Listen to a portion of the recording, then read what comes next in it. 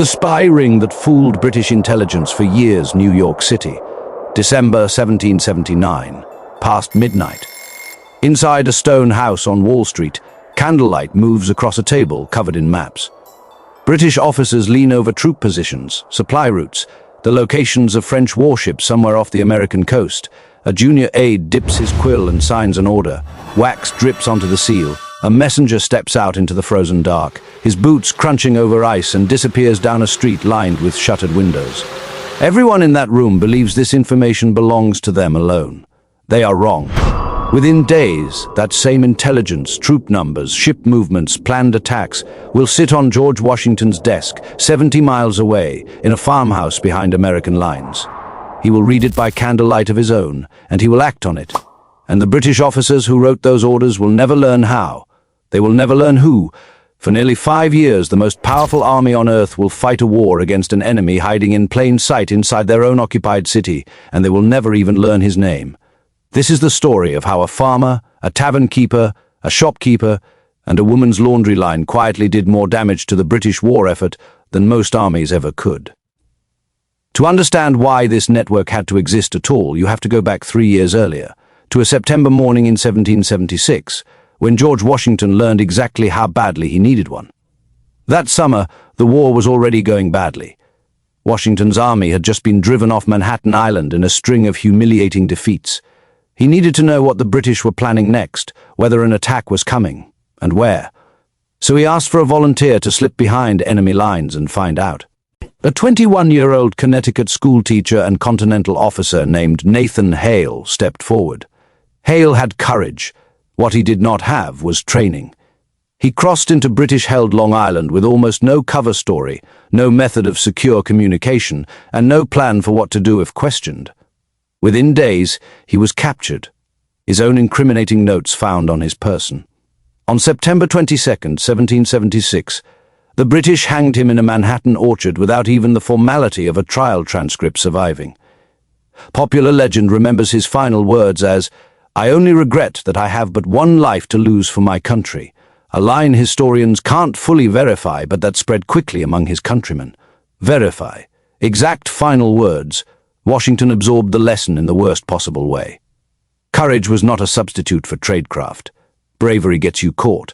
What he needed instead was patience, discipline, ordinary people who could disappear into ordinary lives and never be suspected at all. It would take almost 2 more years, and a great deal of frustration before Washington found the man who could build that kind of network. His name was Benjamin Tallmadge. Tallmadge was 24 years old, a Yale-educated former schoolteacher from Setauket, Long Island, who had traded a classroom for a cavalry saber when the war began.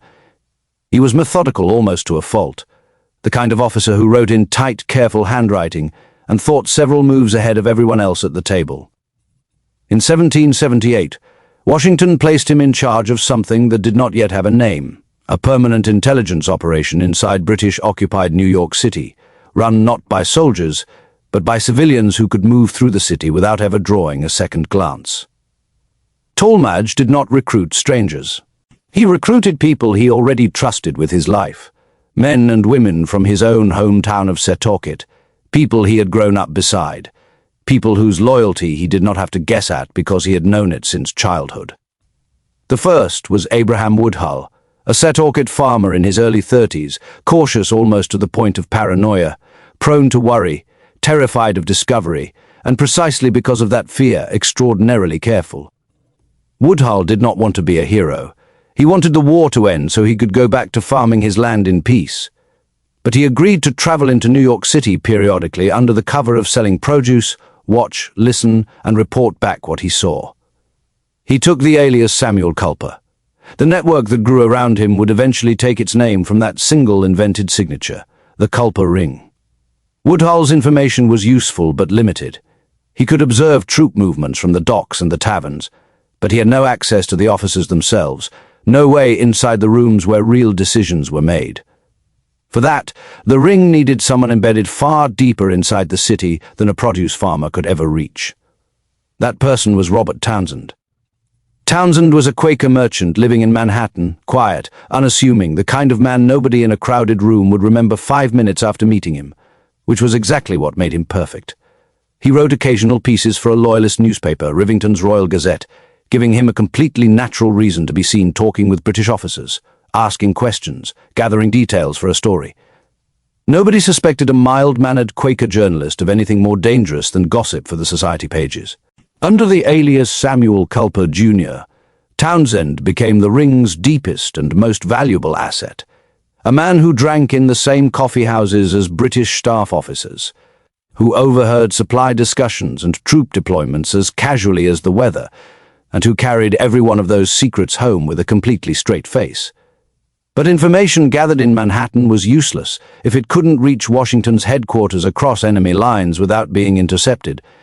That problem needed its own solution and its own kind of courage.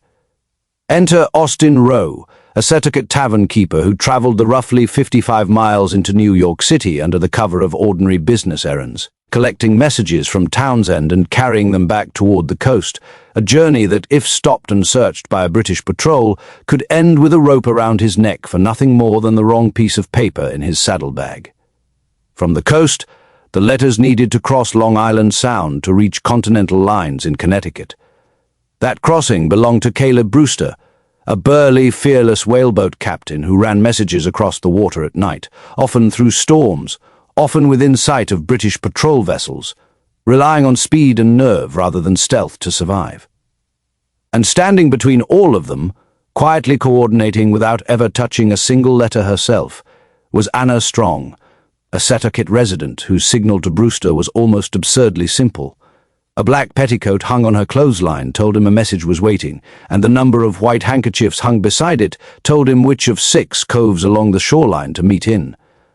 A woman's laundry line, hiding in plain sight, coordinating a spy network under the noses of British soldiers stationed less than a mile away. None of this worked without protecting the information itself, because a letter caught in transit was a death sentence for everyone whose name appeared in it. So the Culper Ring built its own hidden language. Tallmadge developed a numbered codebook assigning digits to names, places, and common terms. Washington became 711, New York City became 727, was 722.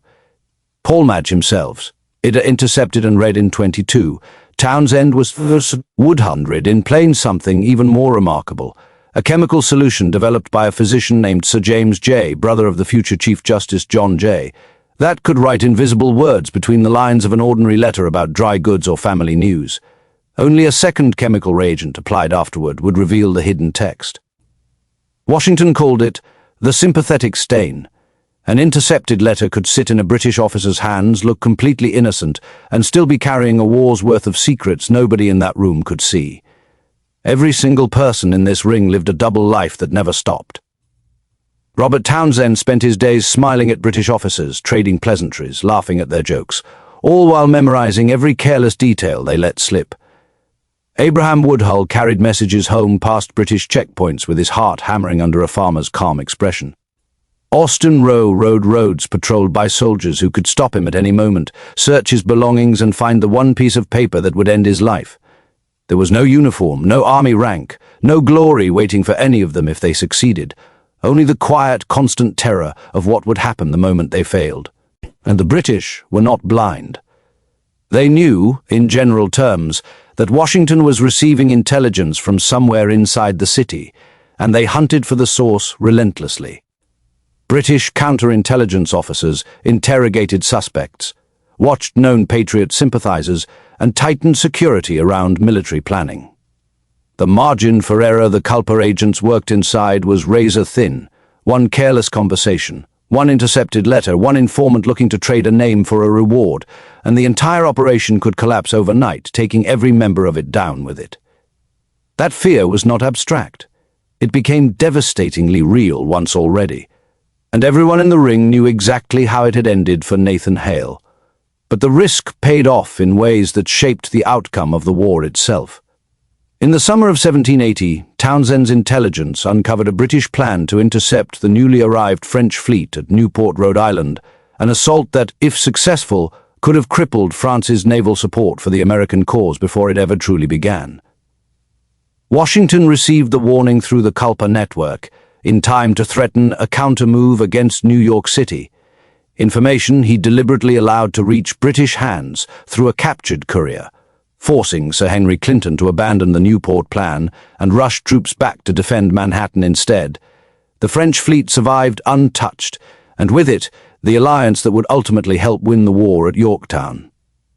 None of the Culper agents knew, in that moment, the size of the crisis unfolding around them. Because the same year, a betrayal was taking shape that would shake the revolution to its foundation, and the Culper Ring would find itself standing dangerously close to its center. Benedict Arnold, one of Washington's most trusted and talented generals, had spent months secretly negotiating with the British to hand over West Point, the fortress guarding the Hudson River, in exchange for money and a commission in the British Army. His contact was a young, ambitious British major named John Andre, adjutant to General Clinton, refined, charming, and utterly convinced of his own cleverness. In September 1780, Andre traveled behind American lines to finalize the arrangement with Arnold in person, then attempted to return to British territory carrying documents describing West Point's defenses hidden inside his boot. He never made it. American militia stopped him near Tarrytown, found the papers, and unraveled the entire plot within days. Arnold, warned just in time, fled to a British warship and escaped to spend the rest of his life as a traitor in exile. Andre was tried as a spy and executed that October, a death many, even among his enemies, considered a tragedy given his personal conduct throughout the ordeal. The precise extent, if any, of direct Culper Ring involvement in exposing Arnold's plot remains debated among historians. The irony sat there for anyone paying attention. The British had spent years hunting an invisible spy network operating under their own noses in New York City, while an actual American general had been quietly selling secrets from inside their own ranks the entire time.